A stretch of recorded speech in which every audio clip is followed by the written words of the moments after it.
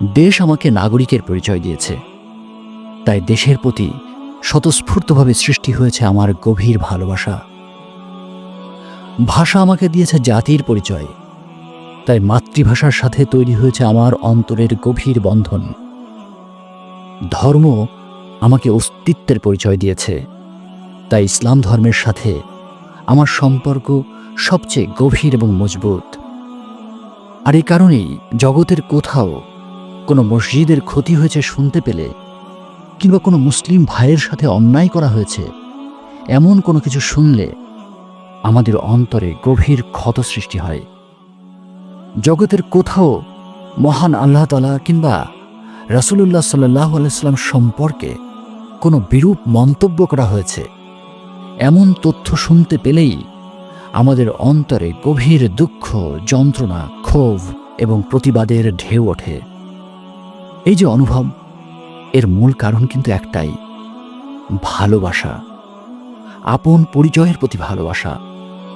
মুসলিম হিসেবে আমাদের যে পরিচয়, সেই পরিচয়ের সাথে যুক্ত প্রতিটি বিষয়ই আমাদের অন্তরে গভীর আবেগের স্থান দখল করে আছে। মসজিদ আমাদের অত্যন্ত আবেগের স্থান। নামাজের সাথে আমাদের আত্মিক বন্ধন রয়েছে।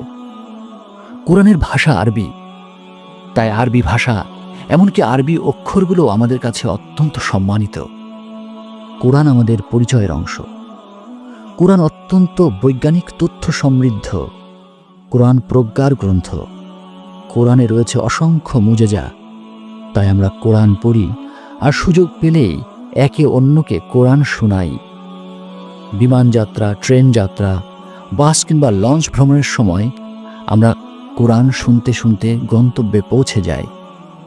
কোরআনের আয়াতগুলো আমরা অফিস, আদালত, ব্যবসা প্রতিষ্ঠান, এমনকি গাড়ির উইন্ডশিল্ডের সাথেও শৌখিন ক্যালিওগ্রাফিতে ডিসপ্লে করে তৃপ্তি পাই।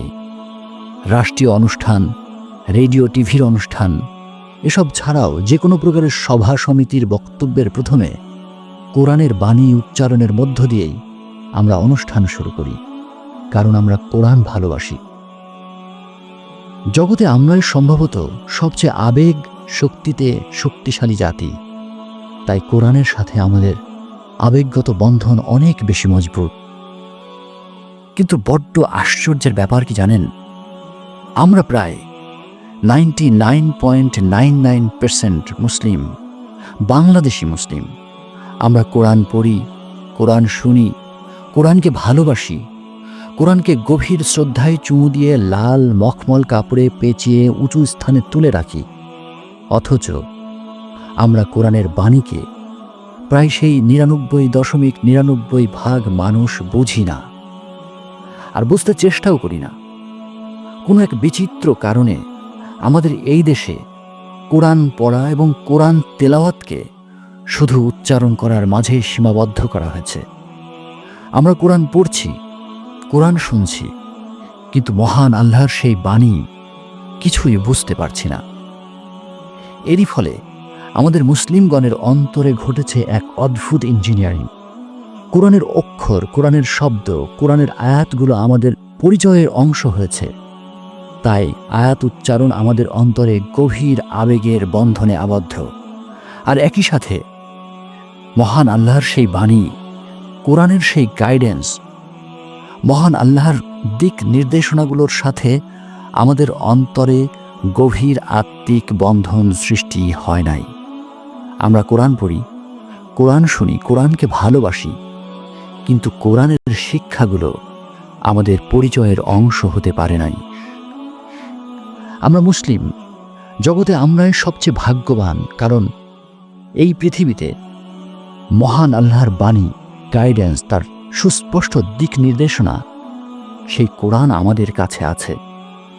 আমরাই জগতের শ্রেষ্ঠ জাতি, কারণ এই জগতে সর্বোচ্চ প্রজ্ঞার গ্রন্থ, সেই কোরআন আমাদের হাতেই রয়েছে। কিন্তু বলুন তো, আজকের এই পৃথিবীতে মুসলিম রাষ্ট্রগুলোই কি পৃথিবীর সবচেয়ে সুখী কিংবা শান্তিপূর্ণ রাষ্ট্র? জ্ঞান ও বিজ্ঞানে আমরা মুসলিমরাই কি শীর্ষে রয়েছি এখন? কিংবা ন্যায় বিচার এবং মানবিকতায় আমরাই কি এই জগতে সব থেকে এগিয়ে? যদি না হয় তাহলে এর পেছনের কারণটি কি জানেন? কারণ আমরা আমাদের পরিচয়ের অংশ হিসেবে কোরআনকে ভালোবাসতে শিখেছি, কোরআনকে আমাদের জীবনের গাইড হিসেবে গ্রহণ করতে শিখি নাই। আমরা ইসলামকে ভালোবাসতে অভ্যস্ত হয়েছি, কিন্তু ইসলামের শিক্ষা, দিক নির্দেশ আমাদের আচরণে গ্রহণ করতে পারি নাই। আমরা কোরআন তেলাওয়াত করি, কোরআনকে বুকে আগলে রাখি, কোরআনের সম্মান রক্ষার জন্য জীবন দেই, কিন্তু কোরআনের শিক্ষা, কোরআনের জ্ঞান এবং কোরআনে বর্ণনা করা প্রজ্ঞা আমাদের পরিচয়ের অংশ হয়ে ওঠে নাই। এটাই সবচেয়ে বড় ট্র্যাজেডি। আমরা মুসলিম বলে নিজেদের পরিচয় দাবি করি, কিন্তু আমাদের আচরণ কোরআন এবং হাদিসের শিক্ষা দিয়ে গঠন হয় নাই। এর মূল কারণ কি জানেন? আরেকটা মাইন্ড ইঞ্জিনিয়ারিং হয়েছে আমাদের উপর। আমাদের ফোকাস ছিল কোরআন মুখস্থ করার জন্য, কোরআনের জ্ঞান অনুভব করার জন্য নয়। আমাদের ফোকাস ছিল উচ্চারণে, কিন্তু কোরআনের শিক্ষা থেকে চরিত্র গঠন নয়। কোরআনের যে শিক্ষা হওয়ার কথা ছিল আমাদের সবচেয়ে প্রিয় শিক্ষা, প্রিয় আচরণ, যে আচরণ হওয়ার কথা ছিল আমাদের শ্রেষ্ঠত্বের পরিচয়, সেই আচরণ থেকে আজ আমরা বহু দূরে। আচরণ বিজ্ঞান থেকে জানা যায়, আমরা প্রতিদিন যেসব আচরণ করি, যা কিছুকে আমরা বিশ্বাস করি, যা কিছু আমরা আমাদের অন্তরে গভীরভাবে ধারণ করি, যা কিছু আমরা মেনে চলি, তা কিন্তু হঠাৎ করে ঘটা কোনো ঘটনা নয়। এটা একটা বৈজ্ঞানিক এবং মানসিক প্রক্রিয়া।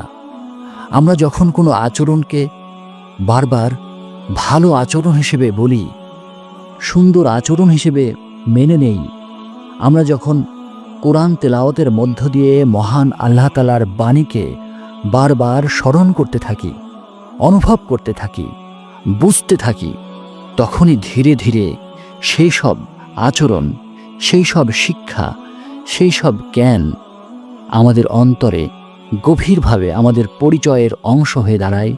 আর আমরা সেই জ্ঞান এবং সেই আচরণকে স্বতঃস্ফূর্তভাবে ভালোবাসতে শিখে যাই। আমরা হয়ে উঠি মুসলমান, আমরা হয়ে উঠি পৃথিবীর শ্রেষ্ঠ জাতি।